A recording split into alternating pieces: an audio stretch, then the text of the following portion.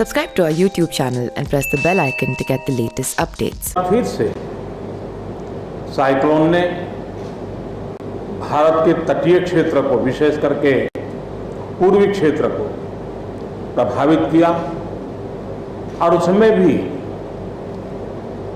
सबसे ज्यादा दुष्परिणाम पश्चिम बंगाल के हमारे भाइयों बहनों को, पश्चिम बंगाल के नागरिकों को, यहाँ के संपत्ति को बहुत हानि पहुंचाई है। साइक्लोन की संभावनाओं से लेकर के लगातार मैं इससे संबंधित सभी लोगों से संपर्क में था। भारत सरकार भी सतत राज्य सरकार के संपर्क में थी। साइक्लोन का नुकसान कम से कम हो, इसके लिए जो भी आवश्यक कदम उठाने चाहिए उसके लिए राज्य सरकार और केंद्र सरकार ने मिलकर के भरसक प्रयास किया। लेकिन उसके बावजूद भी करीब करीब 80 लोगों के जीवन हम नहीं बचा पाए। इसका हम सबको दुख है। जिन परिवारों ने अपना स्वजन खोया है उनके प्रति केंद्र सरकार, राज्य सरकार और हम सबकी संवेदनाएं हैं और इस संकट की घड़ी में हम उनके साथ हैं। संपत्ति का भी नुकसान काफी होता है, चाहे एग्रीकल्चर हो, चाहे पावर सेक्टर हो, चाहे टेलीकम्युनिकेशन हो, चाहे घरों का उजड़ जाना हो, अनेक प्रकार का, चाहे वो इंफ्रास्ट्रक्चर का हो, चाहे व्यापार जगत से लोग जुड़े हुए हो, चाहे खेती क्षेत्र से जुड़े हुए, हर किसी को नुकसान होता है।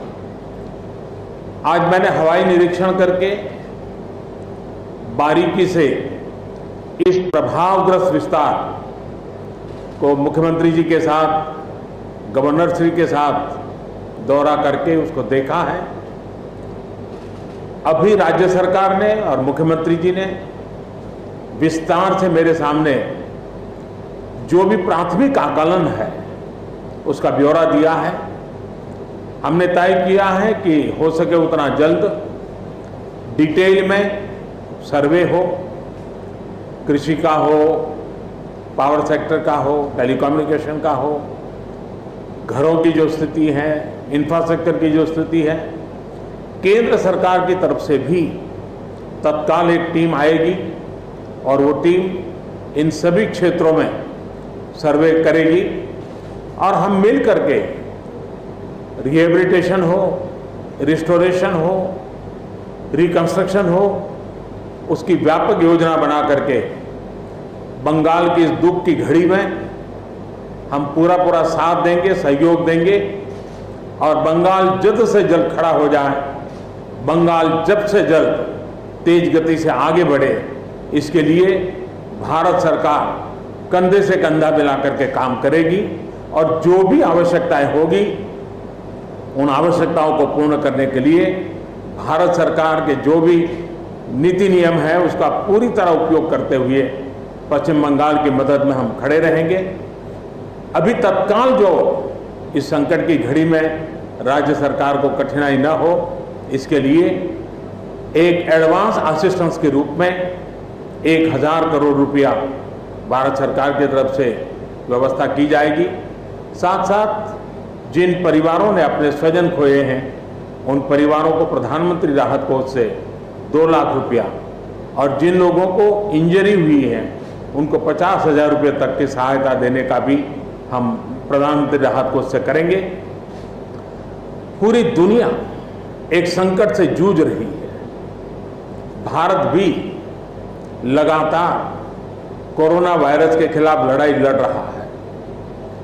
कोरोना वायरस की लड़ाई में जीतने का मंत्र और साइक्लोन में जीतने का मंत्र दोनों पूरी तरह एक दूसरे के ऑपोजिट है। कोरोना वायरस से लड़ने का मंत्र है जो जहां है वहीं रहे, जरूरत नहीं हो तब तक घर से बाहर न निकले और जहां भी जाए 2 गज की दूरी बनाए रखे। लेकिन साइक्लोन का मंत्र है कि साइक्लोन आ रहा है, जल्दी से जल्दी सुरक्षित स्थल पर आप शिफ्ट कर जाइए, वहां पर पहुंचने का प्रयास कीजिए, अपना घर खाली कीजिए। यानी दोनों अलग अलग प्रकार की लड़ाइयां एक साथ पश्चिम बंगाल को लड़नी पड़ी है। लेकिन उसके बावजूद भी ममता जी के नेतृत्व में राज्य सरकार ने भरसक प्रयास किया है।